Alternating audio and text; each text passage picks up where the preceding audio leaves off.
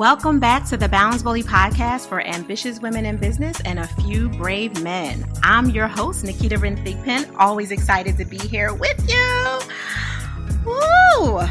As we take another breath and slow it down, because we are already 2/3 into this year and looking forward to all the beautiful, magical things that will come, not because we just sat and closed our eyes and wished it and hoped it to be, but because we were willing to see the possibilities and then put a plan in place and move forward. That is why I needed to have this beautiful, brilliant human here with me today, because she is magnificent on so many levels. She doesn't know it yet, but I professionally stalked her, so she will know as we're having this conversation. Right?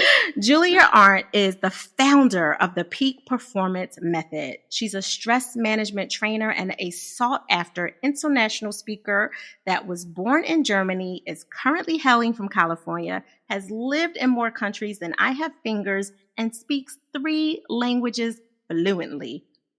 Come on, Julia. Welcome to the BPP. How are you today? Thank you so much for having me. It's my pleasure to be here. I'm great. Thank you. You're awesome. I'm super excited to have you here for so many reasons, including you've lived a really full and I'll dare say global life for most of your human years here on this planet. And I would love for you to share with everyone just a little bit about why you chose to found the Peak Performance Method, the modality, the institute, all the things that you're doing with it, and what made you decide to continue with it, because you have multiple legs under you. You could be doing anything in the world right now, but yet you're helping people really understand how to be more productive and to connect mindfulness, stress reduction, and leadership. Yes, thank you so much for this wonderful introduction. I'm so excited to be here. Yeah, where does the journey start? It's always a good question, right? And how did I finally decided to start my business? Well, I worked for Google for 7.5 years, both in Europe and in the US, which is why I am today in California, because I moved with them in 2014. And yeah, I burned out. Long story short, I'm just gonna get to the point. Long story short, I burned out in 2018. I was living, as you said, an exciting life. I think on paper, I had everything a lot of people were dreaming of. Yeah. You know, I had a great job, great pay, great benefits. I bought a house in Lake Tahoe in 2016. And so I commuted quite a bit as well. Between the Bay Area and Lake Tahoe, which is about 250 miles each way for those of you that don't know it.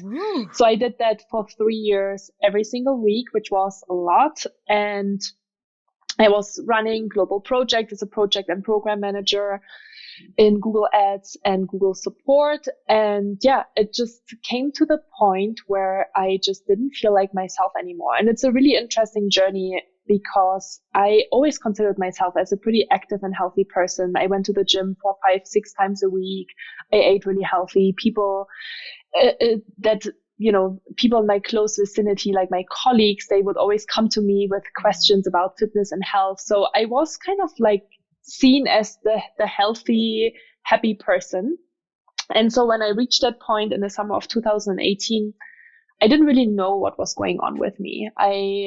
There were like different small signals here and there that initially I ignored, and then they became more and more apparent. Like, for example, digestive issues, really major anxiety, which up until the point that when my doctor told me that I have anxiety, I didn't know that I had anxiety because I just didn't know what it was or what it felt like. And yeah, like I said, I think the biggest thing that was kind of the major sign for me to put a stop to it was that I didn't feel like myself anymore. And I started to have thoughts hoping I would get in a car accident to not need to do the life anymore that I was living at the time. And that felt scary. Yeah. And at that point, I had to be honest with myself and think, why do I have these kind of thoughts? That's not really normal, And so I went to the doctor. And at the time in 2018, burnout wasn't a officially recognized disease by the World Health Organization. Right. So they gave me actually 2 questionnaires, one on depression and one on anxiety. And I was shocked when I filled out these surveys because everything they asked me, I literally said, I experience this every single day. Yeah. And for me at the time, it was totally normal. It was my life. And I was really surprised that someone would say that that's not normal. And so, my doctor and I had a long conversation, and she told me, this doesn't look really good. Like, you clearly are not feeling really well. So I decided to go on a 3-month medical leave. Okay.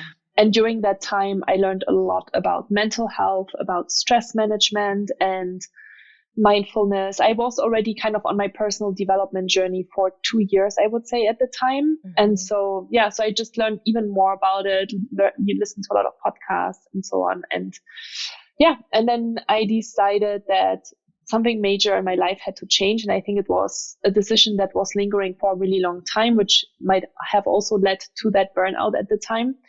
And so I decided to leave the company in January 2019 and start my own business today called the Peak Performance Method. Wow. You have so many layers underneath of what most people would just see as beautiful brilliance, right? Like, because you show up so fully, you show up so well, as many of us do. And often what people think burnout looks like is not actually what most burnt out people really look like. And you're a perfect example of that. When you think about the reality, you had everything on paper. Like you said, your portfolio looked great on paper. You have a great career by all the tenets of what, quote unquote, a great career would look like for most people. The house, obviously you're commuting 200 plus miles, so you're doing well transportation wise, right? Like whatever that looks like. Yeah. And that, and you're working out. So, checking the boxes of what you're supposed to do is in terms of normal standards, but that wasn't necessarily what you wanted to do, nor was it the healthiest thing for you to do. And you had to do what I believe in, which is creating your own reality. You had to literally pull yourself up out of the muck and mire that you're not even sure how you got there in the first place, and decide, after you cleaned up with some support and aids from, I guess, professionals that were out there, whatever that looks like, that cocktail of support looked like for you inside the personal development journey you were already deeply into, and give credence to the reality that you needed more in order to create more of the life you wanted, which ultimately is impacting other people and leaving an imprint in this world, which I have to give you kudos for. As a licensed clinical social worker who's a trauma specialist, and that's the background that I came from for 20 plus years before we opened a global personal development company 11 years ago, helping people in a different and deeper way than I did as a psychotherapist. I know exactly what you mean. I also know it as an ambitious woman who also dealt with burnout in multiple layers while helping other people. And most people were patting me on my back.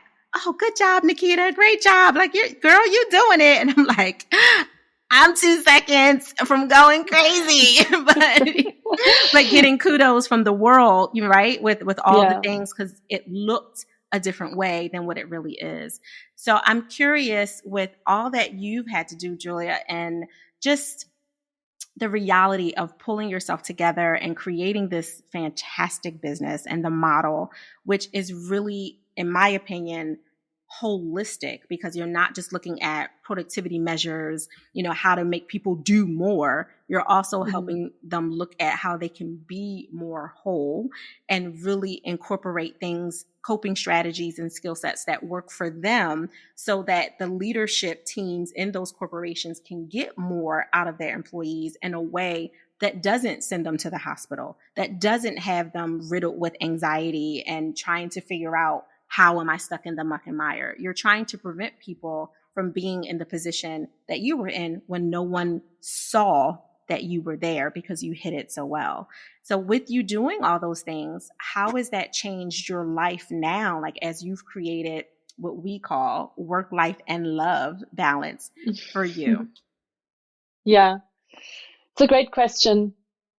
I think, there's multiple layers to how I got there, right? It's not just one way. And I mean, I know we have kind of a limited period of time, but I feel like I could share so much, especially the love piece as well, because that's been really shaky for me for 2 years during the time that I built the business. So that was a really difficult time as well. And I think that's a really interesting topic as well to talk about, right? Like, how do you build a business and how do you stick to it when you're going through personally a difficult time, you know? Yes.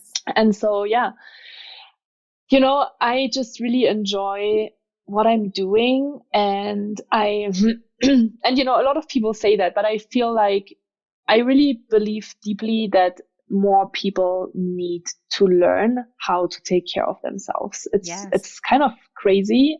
But you said it yourself, right? In your own journey, you've had like multiple almost burnouts, because we are these like peak performers, I call them, or high achievers, and ambitious women. And we have learned how to push our boundaries. Like, that's not the problem, right? Like, it's not the problem. And it's been really interesting. I've been having a lot of conversations with corporations this year, and they tell me we are not really trying to get more productive people. We are actually trying to create better humans. And I actually love that, because it's really more about that than about the productivity piece, even though.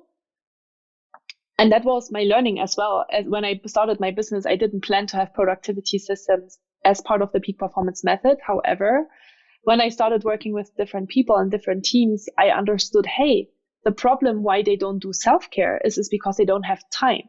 And then the question is, why do they not have time? And you look at their calendars and it's like meeting, and they are not managing their time well. They're not setting boundaries well. So they work in the evenings, they work during the weekend in order to get their actual work done. Right. And so the first thing that always falls off is their own self-care, because it's the easiest thing to cut out of your busy schedule, right?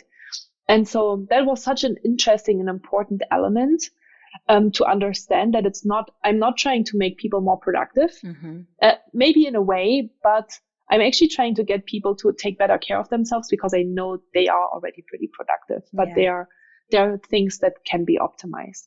Now, I think to your point, there's two sides of the same coin, right? If I'm your client and I'm ambitious and a peak performer by my metrics, my KPIs, all the things look fantastic, but I have almost no energy. So my emotional intelligence is going down because I'm no longer really aware of what is and isn't working for me. My discernment is in the toilet because everything's murky. I can't see the forest for the trees, any of it, when it comes to what I need personally. And I know this is cheeky to say because everyone says it, but I'm basically pouring from an empty cup, which is, a statement we hear all the time. As I say, cheeky statement, I actually wrote a chapter, Pouring from an Empty Cup, in my book called Selfish, which is hilarious. But the whole reason of being intentionally selfish for me is because I knew that I needed to give myself the gift to create joy. And I couldn't do that if I didn't have anything in my reservoir. If I was empty, which I was, as a clinician, a trauma specialist, doing all the things, my heart was connected to the work. I was really good at what I was doing. But just like being in a marriage that is, has healthy pillars that most people in the world would see, but you're sitting in the driveway for 45 minutes, not wanting to go in the house, there's something missing. You're no longer, you might love, but you're not in love with that anymore. And I fell out of love with my relationship with the work in the way that I was doing it because I was burned out for those very reasons. Hitting all the measurements, promote it. It's a good pat on the back that almost validates you being so extreme with these 80, 100, 120 hour work weeks and whatever that looks like where you can't turn off, but it didn't feel like a joyful life. It didn't feel fulfilling. I wasn't a better human. I was a great worker and a great leader from the contextual side of metrics, but not wholly a leader because I was missing so much, it comes up with a lot of the power couples that we work with here in our company because they are masterful at being ambitious and amazing, but they haven't given their relationship that same self-care, self-love, that humanness that you're talking about, because they know how to get things done, but they don't often know how to be. So I hear what you're saying because you're not trying to make them productive, but it is a side effect It's the backside of that coin, that if I can get you to invest in yourself, if I can get this company to invest in their humans as humans and not just as human capital, because that's what a lot of them call it, which is a whole nother podcast, right? That just the fact that they call them that. But if you can get them to do that, not because you're trying to convince them of anything, but you're just conveying the reality of what they're seeing through the absenteeism rates that increase, through the lack of productivity that might creep up when they have major deadlines that people just can't make because they checked into a hospital or they checked out mentally and they're like calling out all of a sudden. People that never took vacation are all of a sudden calling out or just leaving, or they're coming to work and not being fully tuned in because they got 5 screens open during the Zoom call, right? Like all the things that we've seen during the last 2.5, almost 3 years of this global pandemic. The work that you're doing has a beautiful side effect of increasing productivity if they invest deeper into filling the cup of the individual humans that are helping their companies stay more than afloat and effectively thrive. Yeah, exactly. Absolutely. It's really, it's really interesting work, and I think one of the reasons why I started it was when I went through my burnout. At the time, I realized, hey, there are so many cool resources available at my company, right? I had like an EAP program and like free therapy and medical leave, obviously, and internal resources about, people talking about depression and burnout. And I was like, this is really interesting. I've been here for 6.5 years and I've never heard anyone really talk about that problem, and that was one of the reasons why I started my business and why I'm so passionate about it, because, and I still have that all the time when I talk to corporations, that, people are like, oh yeah, there are resources available if people need help. And I'm like, but that's too late. Yeah. When people need to start looking for that help, it's too late. Like, why?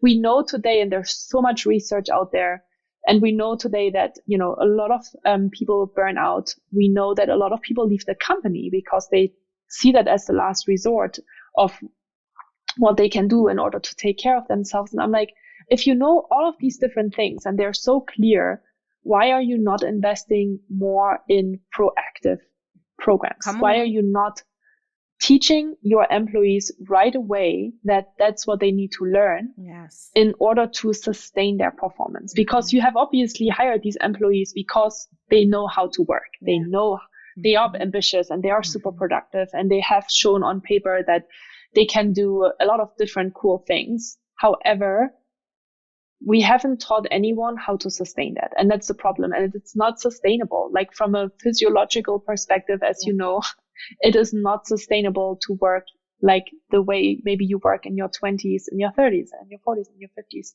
and people burn out. And so that's been really something that I'm super passionate about, and I'm really trying to bring into companies, and I'm really trying to get leaders to commit to one-year programs instead of a one-off workshop where people hear information, but then they forget it again.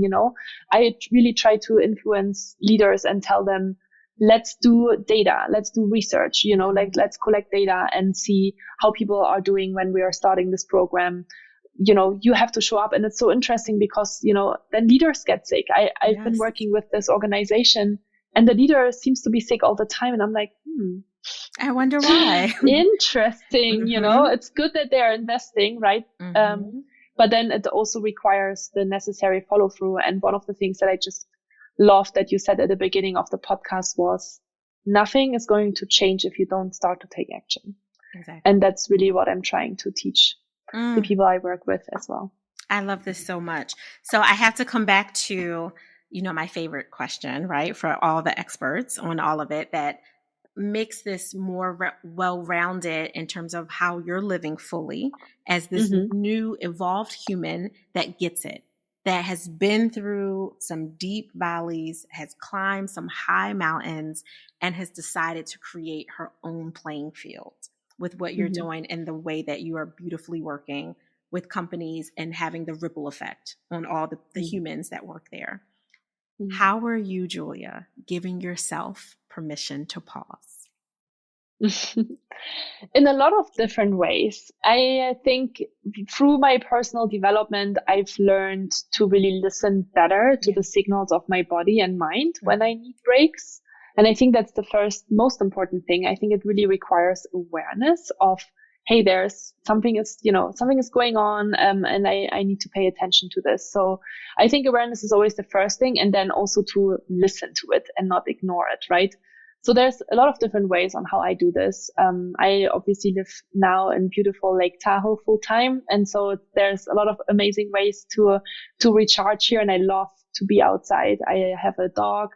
And so I, go for walks and runs and mountain bike rides. But yeah, I really love kind of physical activity because I do also sit a lot in front of the screen, and on my chair. So physical activity and just moving my body really helps me to pause. But as I mentioned before, I went through a breakup in 2020, so 2 years ago now, and that was a really difficult period of time building a business, and starting to be really busy and successful, and at the same time going through a really, really deep valley. And that was a really interesting time for me, again, to practice my own tools and to practice what I preach and to really listen when I needed to take breaks. And when I felt so emotional that I just couldn't work and I couldn't show up the way I wanted to show up, and to honor that as well. And it wasn't always easy. Because, you always have that expectation of yourself that you have to show up and you have to keep going. And there needs to be a good balance, right, between the two. You need to take care of yourself and you need to create that space in order to just grieve and, be emotional. And at the same time, sometimes you just have to also push through in order to distract yourself and not stay in that negative thought pattern and cycle the whole time. So yeah, pausing is extremely important for me. And I am also considering myself a highly sensitive person. So I feel like I actually do need a lot more time to recharge. And I am also an introvert. So I do need time by myself to really recharge. And I've gotten to a point, I don't know if that comes with age or just with practice, but I'm really enjoying it now. I really enjoy taking these moments, and I can, and you were talking about creativity a little bit earlier as well. I can really recognize and notice when I'm super, super busy, and, I create a lot of content as well. It's hard for me to come up with the next Instagram post or the next video and the next podcast. And as soon as I give myself space and I have time to listen, I actually have time to listen to another podcast or to read a book, then all of a sudden, all of these ideas come back. And so it's so important for the creative process as well. And I am grateful that I have that time now and that awareness.